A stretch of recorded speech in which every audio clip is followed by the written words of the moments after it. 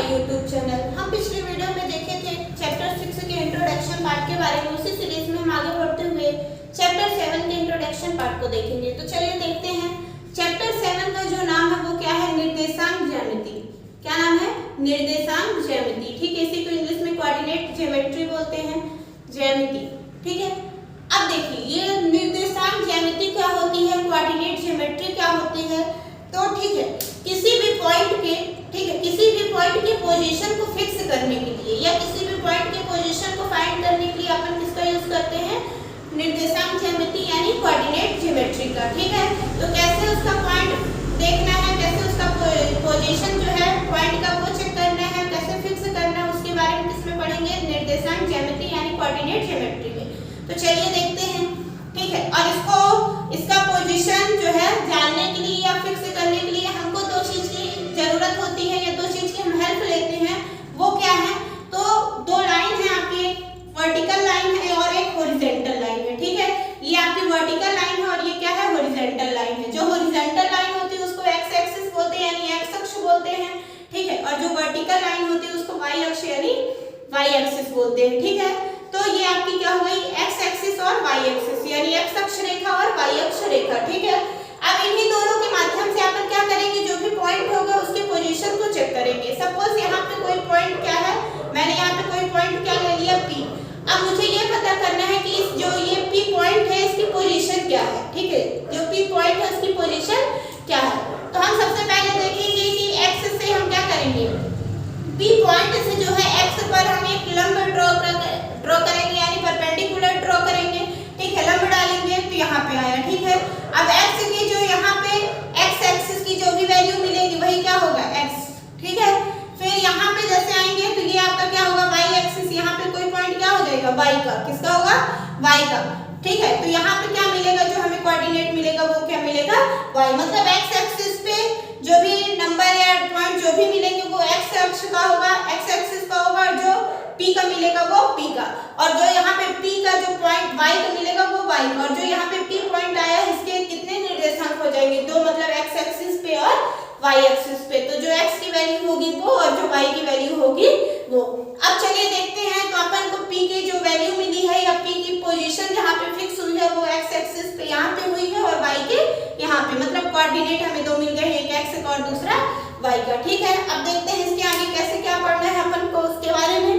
तो चलिए, अब आप सब कुछ 9th में इनकी सारी बेसिक चीजों के बारे में पढ़ के आए होंगे। तो कैसे 9th में क्या पढ़ के आए हैं?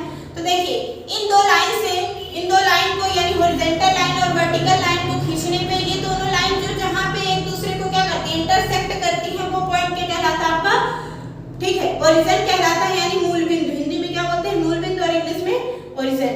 ठीक है, तो ये आपका क्या हो गया? मूल बिंदु हो गया। ठीक है, और ये आपकी x अक्ष रेखा और ये क्या है? y अक्ष रेखा। तो जो ये आपस में एक दूसरे पे को डिवाइड करके या क्या बोलते हैं? इंटरसेक्ट करके करती हैं। ठीक है, डिवाइड करती हैं, इंटरसेक्ट करती हैं, तो वो चार कोऑर्डिनेट आपको देती। कितने? चार। ये first coordinate, second coordinate, third coordinate और ये फोर्थ कोऑर्डिनेट। ठीक है, याद रखिएगा x में इधर ये पॉजिटिव होता है। ठीक है, इधर पॉजिटिव वैल्यू रहती है, इधर y में भी पॉजिटिव वैल्यू रहती है, इधर x की निगेटिव वैल्यू रहती है और इधर y की निगेटिव वैल्यू रहती है। ठीक है, इस वजह से क्या होता है कि जो यहाँ पे यानी फर्स्ट कोऑर्डिनेट पे जो भी पॉइंट मिलते हैं या जो भी आपको निर्देशांक मिलते हैं, कोऑर्डिनेट मिलते हैं, वो क्या होते हैं? पॉजिटिव पॉजिटिव होते हैं। क्यों? क्योंकि यहाँ पे x भी पॉजिटिव है और y भी पॉजिटिव है। ठीक है, उसके बाद जब सेकंड में आते हैं तो यहाँ पे x जो होता है वो निगेटिव होता है और जो y होता है ये पॉजिटिव होता है। ये हो गया आपका। फिर थर्ड में आते हैं तो x भी निगेटिव, y भी निगेटिव, मतलब ऑल निगेटिव यहाँ पे है।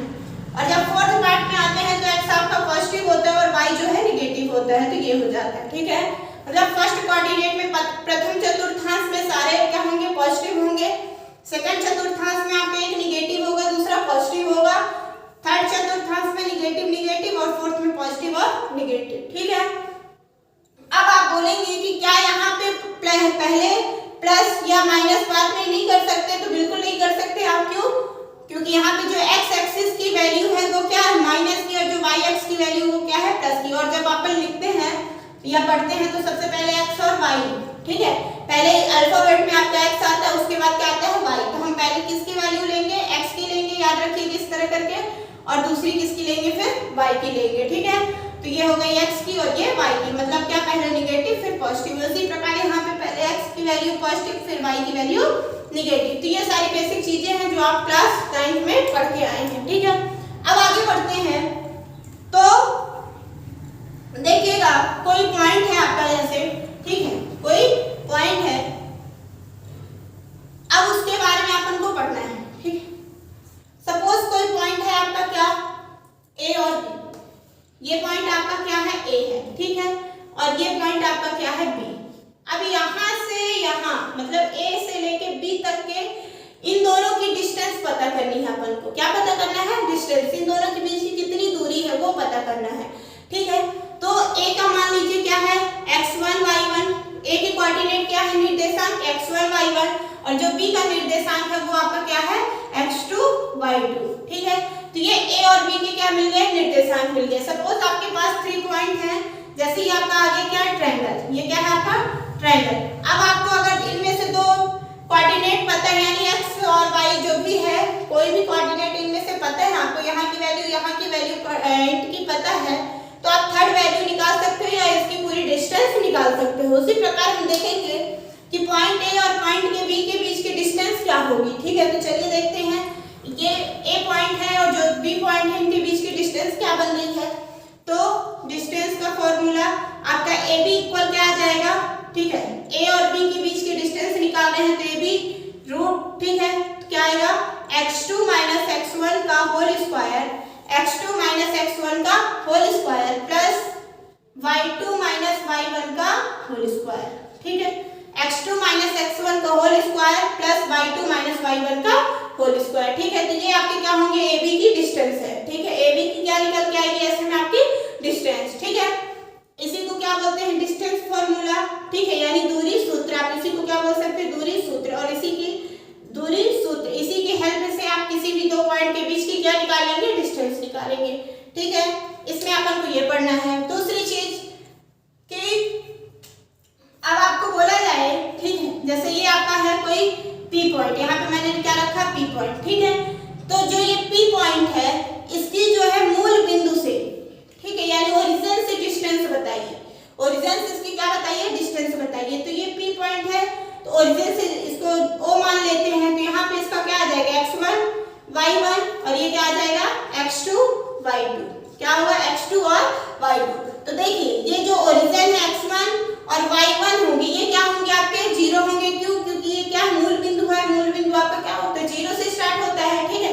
तो यहाँ पे हम यहाँ पे ही रख के फॉर्मूला निकाल सकते हैं क्या, कि इसी से हम निकाल लेंगे किसका मूल बिंदु से दूरी, मूल बिंदु से दूरी, किसी भी बिंदु की मूल बिंदु से दूरी, मूल बिंदु से दूरी, ठीक है। ओरिजिन पॉइंट से डिस्टेंस निकालेंगे, तो कैसे निकालेंगे, तो देखिए ये दोनों क्या होंगे x1 और y1 क्या होंगे जीरो होंगे, x2 और y2 आपके पास रहेगा, उसी को फाइंड करना पड़ेगा इन दोनों के बीच की जो डिस्टेंस निकालने के लिए।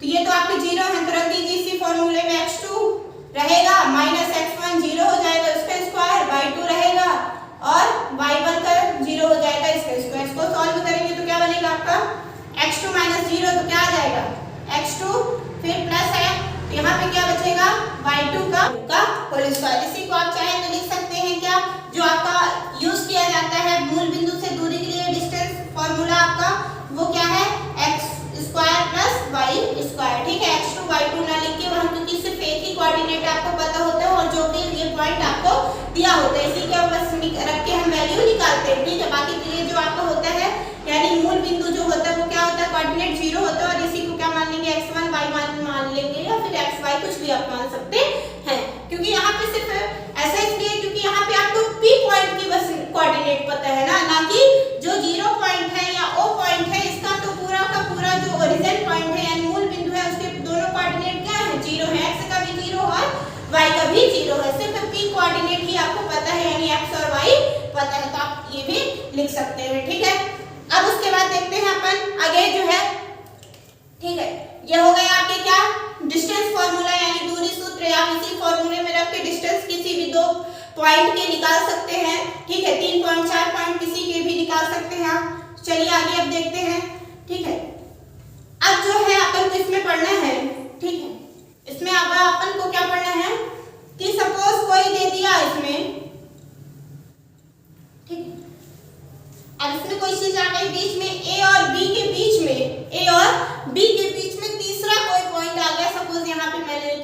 दिया OP, कुछ भी रख दिया, ठीक है।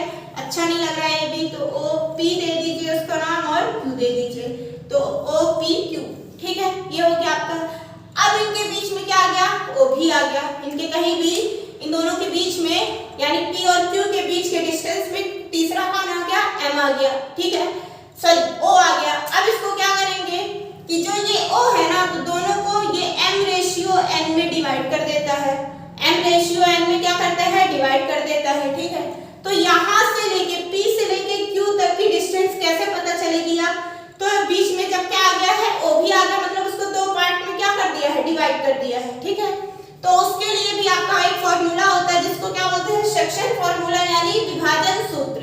अब उसके बारे में हम देखेंगे कि ये आखिर विभाजन सूत्र क्या है, ठीक है। तो विभाजन सूत्र के बारे में चलिए देखते हैं। आगे आपका क्या आ जाएगा, M और N रेशियो में क्या कर रहा है, डिवाइड कर रहा है। M और N रेशियो में क्या कर रहा है, डिवाइड कर रहा है। तो M रेशियो जब N में क्या कर रहा है, डिवाइड कर रहा है, किसको, P और Q को। किसको कर रहा है, P और Q को। P और Q को क्या कर रहा है, M रेशियो N में क्या कर रहा है, डिवाइड कर रहा है, ठीक है। P और Q को क्या कर रहा है, M रेशियो N में डिवाइड कर रहा है। तो इसके लिए क्या फॉर्मूला आपका बनेगा, तो देखिए यहाँ पे x1 y1 x2 y2, ठीक है। इसका फॉर्मूला क्या हो जाएगा, mx2 plus nx1, mx2 plus nx1, ठीक है, nx1 और अपॉन में क्या आ जाएगा, m प्लस n। ये किसके लिए है, x के लिए है। किसके लिए है, x कोऑर्डिनेट के लिए है। और जो y कोऑर्डिनेट के लिए निकलेगा वो क्या निकलेगा, my2 plus ny1 upon m plus n, ठीक है। आप चाहे तो इस फॉर्मूले में भी रख के निकाल सकते हैं। क्या, सेक्शन फॉर्मूला कब निकालेंगे, जब किन्हीं दो पॉइंट के बीच में कहीं पे भी तीसरा पॉइंट आ जाए तब, मतलब उन दोनों के बीच के डिस्टेंस को तीसरा क्या कर रहा है, डिवाइड कर रहा है या सेक्शन में डिवाइड कर रहा है ना, वो आपका क्या हो जाएगा, सेक्शन फॉर्मूला वहां पे लगाना पड़ेगा। और इसी को आप लिख सकते हैं क्या, x और y, ठीक है। एक साथ लिखना चाहे तो बिल्कुल वो भी लिख सकते हैं, x और y के कोऑर्डिनेट निकालना है सेक्शन फॉर्मूले में, ठीक है। तो x और y रखेंगे, x y जब रखेंगे तो क्या आ जाएगा, पहले x की वैल्यू यानी mx2 plus nx1 upon m plus n, और इसी साइड क्या आ जाएगा, my2 plus my1 upon m plus n। ये आपके क्या हो गए, सेक्शन फॉर्मूले, ठीक है। और इस चैप्टर में आपको दो ही चीजें पढ़नी थी, आपको डिस्टेंस फार्मूला और दूसरा सेक्शन फार्मूला। और इसके लिए एक और चीज है आपको मैं बता दे रही हूँ, क्या कि अगर जैसे ये O है तो ये तो अभी अपन P और Q के बीच में कहीं भी ले सकते हैं। P और Q के बीच में क्या करते हैं, इसको कहीं भी ले लेते हैं, ठीक है। P और Q के बीच में इसको या तो आप यहाँ भी ले सकते हो, यहाँ भी ले सकते हो, कहीं भी ले सकते हो। जब ऐसी कंडीशन होगी तो आपको कौन सा फॉर्मूला लगाना पड़ेगा, सेक्शन फॉर्मूला यानी विभाजन सूत्र, ठीक है। विभाजन सूत्र क्या है आपका, तो ये क्या करता है, कैसे करना है, जैसे सपोज ये पॉइंट है, तो ये जो पॉइंट है ये m/n में क्या कर दिया, P को Q को डिवाइड किया है, ठीक है, सेक्शन में डिवाइड कर दिया है। तो ये फॉर्मूले आप लगेंगे mx2 plus nx1 upon m plus n, और y के लिए क्या आ जाएगा, my2 प्लस ny1 और m प्लस n, ठीक है। तो ये आपके हो गए क्या, विभाजन सूत्र। अब इसी में एक और कंडीशन क्या बनती है कि अगर आपका जो पॉइंट है, क्या है, जो पॉइंट है, ठीक, ये आपकी PQ है, ठीक है, लाइन है जो P और Q के बीच की डिस्टेंस है, इनके अब सेंटर पॉइंट का निकालना है। ये इसका क्या है, सेंटर में, सपोज कोई पॉइंट अब कहाँ है, सेंटर में। अभी तो O आपका कहीं भी था, लेकिन अब कैसी कंडीशन आ गई कि जब इनके बीच की डिस्टेंस फाइंड करेंगे और उसके बीच में कोई दूसरा भी है, मतलब दूसरा आया है और वो कहाँ पे आया है, पूरे बीच में आ गया। अब इसको क्या ले लेते हैं, O, इसको क्या ले रहे हैं, O। अब देखिए तो ये फिर से वही m/n में तो डिवाइड कर रहा है, लेकिन ये दोनों में क्या कर रहा है, इक्वल कर रहा है। सपोज ये यहाँ से यहाँ तो m/n आपका कितने आ रहा है, 1, कितना आ रहा है, 1/1 में क्या कर रहा है, डिवाइड कर रहा है। अगर इक्वल है तो इधर भी 1 है तो इधर भी क्या है, 1 ले रहा है, ठीक है। तो जब ऐसी कंडीशन आती है तो उसको क्या बोलते हैं, तो वो मिड पॉइंट फॉर्मूला आपका होगा, किसका होगा, मिड पॉइंट का, यानी मध्य विभाजन सूत्र होगा। और वो मध्य विभाजन सूत्र आपका कैसे निकलेगा, तो आप कुछ मत करिएगा, क्या करेंगे, आप सिर्फ ये जो m और n है इसकी जगह पे क्या रखेंगे, 1 रख देंगे। क्या रखेंगे, 1, क्यों, क्योंकि 1 रेशियो में क्या करता है, डिवाइड करता है। रख दीजिए, जब x का निकालेंगे तो m इंटू x2 रखेंगे तो क्या आ जाएगा, डायरेक्ट x बस हम रख दे रहे हैं, ठीक है, x2 रख दीजिए x2 और प्लस n1 क्या करेंगे तो अपॉन में क्या आ जाएगा आपका 1 + 1 यानी 2, 1 + 1 यानी 2, ठीक है, ये आ जाएगा। और y के लिए क्या आ जाएगा, y2 + y1 अपॉन में 2। ऐसा क्यों हुआ, क्योंकि ये जो सेंटर है सेंटर में था और सेंटर में होने की वजह से ये दोनों पार्ट्स को क्या किया है, इक्वली डिवाइड किया है, यानी इक्वल सेक्शन में क्या किया है, डिवाइड किया है। इसीलिए इसको क्या बोलते हैं, मिड पॉइंट, यानी मिड पॉइंट फार्मूला लगा है आपका, यानी मध्य विभाजन सूत्र लगा है और इससे अपन ऐसे सॉल्व करेंगे, ठीक है। तो आई होप आप लोग को ये वीडियो पसंद आया होगा। और इसमें तीसरा है आपका क्या, जो चौथी चीज पढ़नी थी, क्या त्रिभुज का क्षेत्रफल, वो आपका हट चुका है, एरिया ऑफ ट्रायंगल, तो वो आपका हट चुका है, रिड्यूस सिलेबस हो चुका है, इसलिए उसको अपन नहीं देखेंगे, ठीक है। और जो चीजें हैं अभी अपन सिर्फ उसी के बारे में पढ़ रहे हैं। अगर आप लोग को वीडियो पसंद आए तो लाइक कीजिएगा, चैनल को सब्सक्राइब कीजिएगा और कमेंट बॉक्स में बताइएगा कि आपको वीडियो कैसा लगा है, ठीक है। और जो भी चाहिए होगे और भी सब्जेक्ट या जो भी चैप्टर का बेसिक इंट्रोडक्शन पार्ट उसको भी बताइएगा, मैं उसके लिए भी आपको वीडियो दूंगी। Thank you.